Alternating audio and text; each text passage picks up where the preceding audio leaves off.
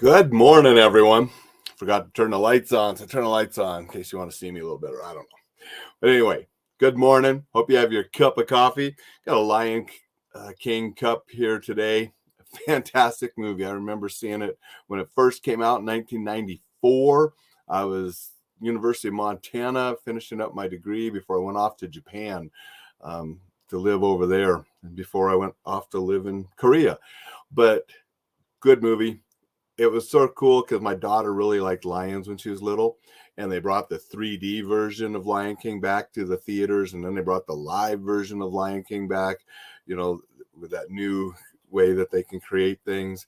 So got to see lots of Lion King throughout my life, and got a couple different cups from that one. This morning, I wanted to share with you a couple safety and self-defense tips that actually come from one of my Kindle books, 101 Safety and Self-Defense Tips, Lessons from the Experts. And then I did write a second one, 101 More Safety and Self-Defense Tips, More Lessons from the Experts.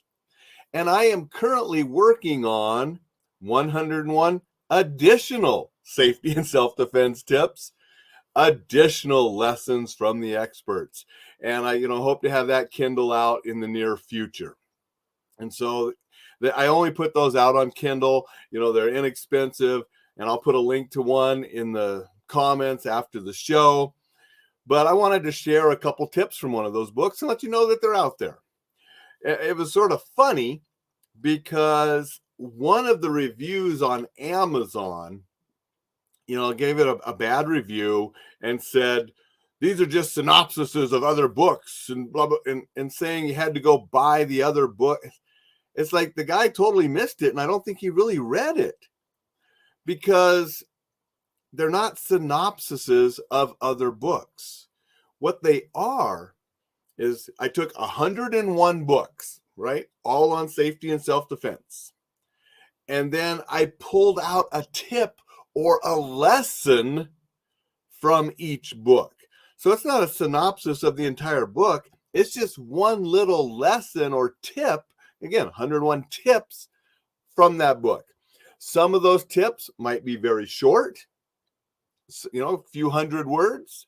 Some of those tips might be a couple thousand words or more, just depending on, the lesson and what, made sense to have it by itself. I wasn't going to put half of a lesson, of a point and say, oh, you got to go buy the book for the rest. No, you can get the full little lessons in the Kindle book. But then at the end, I list, I attribute every, lesson to the author and to the book. And then at the end, I have another list of all of the authors, the books, and the publishers in the year and all that information. So you can go out and buy those books if something in that lesson says, oh, I like that lesson, I'd like to know more from that author, I'm going to go check out that book too. So that was the goal of these books, is to share tidbits from a whole bunch of different experts, people that have influenced me and what I do, and then give you the resource so you could go find those books on your own if, some of those, struck your fancy, because maybe you didn't even know about it. So here's a lesson. Here's a real short one. Again, some are very short, some are very, very long. And Eric ate pizza yesterday. He's probably going to eat it again today too, right, Eric? Eric is probably the #1 pizza expert in the United States, and his company helps keep pizzas fresh and get them to you so they taste better and they're more fresh. The pizza liners. So if you want to know anything about pizza, look up Eric. Go check him out, and more pizza knowledge than any 5 people probably have. Well, let's get back to a self-defense tip. Again, this is a short one from the first book. Lesson 91 out of the 101. Aggressiveness. In defense, we do not initiate violence. We must grant our attacker the vast advantage of striking the first blow, or at least attempting to do so. But thereafter, we may return the attention with what should be overwhelming violence. The best defense is a good offense. This is true. And while we cannot apply it strictly to personal defensive conduct, we can propose a corollary Uh, Corollary, the best defense is an explosive counterattack. I have not had enough coffee this morning. My tongue getting tied on the L's and R's. That little lesson again, and I'm going to say the end. The best personal defense is an explosive counterattack. And that comes from Jeff Cooper, right out of the little book, Principles of Personal Defense. A great little book that has some principles that anybody and everybody should be aware of when you're looking at how to defend yourself or those that you care about. Great little book. So that's an example of a lesson. You don't have to have the rest of Jeff's book to understand that, his ideal of the best personal defense is an explosive counterattack. But if you like that thinking, go check out the full book. So that's sort of what these 101 tips are like. I give you one more here that I like that I want to share. So this is on knife fighting. So disabling targets for the knife. Disabling targets are targets that consist of key portions of the physical structure of the body. When these targets are cut or punctured, the function of that portion of the body is seriously impaired or rendered completely non-functional. Typically, disabling targets includes tendons, muscles, and nerve bundles located in the arms and legs. Tendons are the tissues that connect muscles to bones, transmitting the force of the contracting muscles to the bone and causing that limb to move. If those are cut, the muscle is disconnected from the bone, and that limb is effectively paralyzed. Attacking the muscles that move the limbs directly is another way of impairing or disabling their actions. The thickness of muscles makes them more difficult to cut completely than tendons, but a good solid cut can still paralyze your opponent's arm or leg. Nerves carry messages from the brain to the muscles, controlling their actions. They also relay sensory input back to the brain. Nerves run through the body like electrical wires, entering the limbs in bundles and spreading out in the network.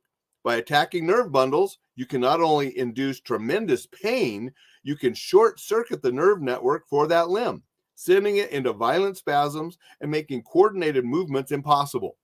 The spinal cord is the main nerve bundle that runs from the brain down the spine, branching off to all parts of the body.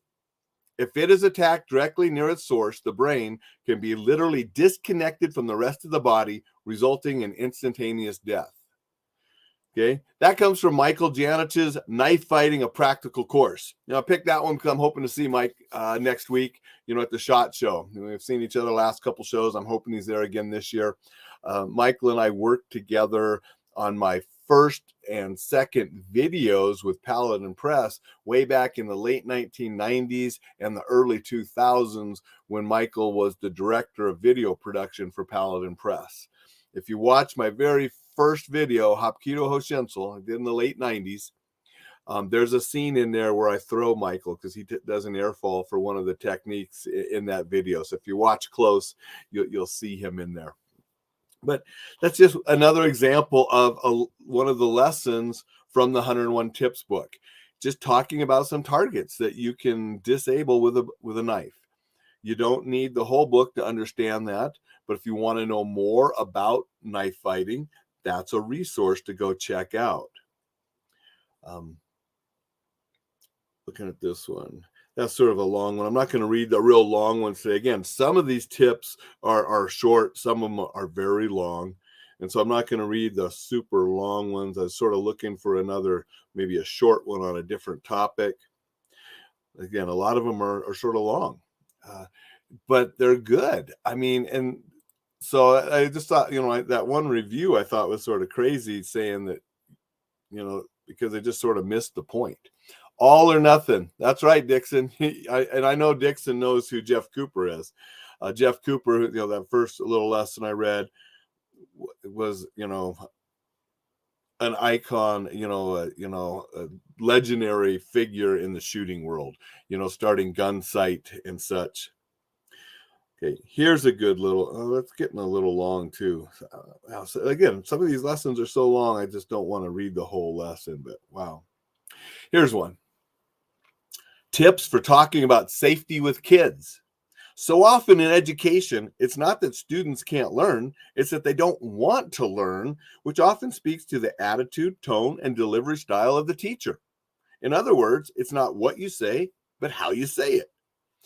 Clever courage coaches understand that an enjoyable process of learning, more so than useful information, will inspire a child to make strong, safe choices.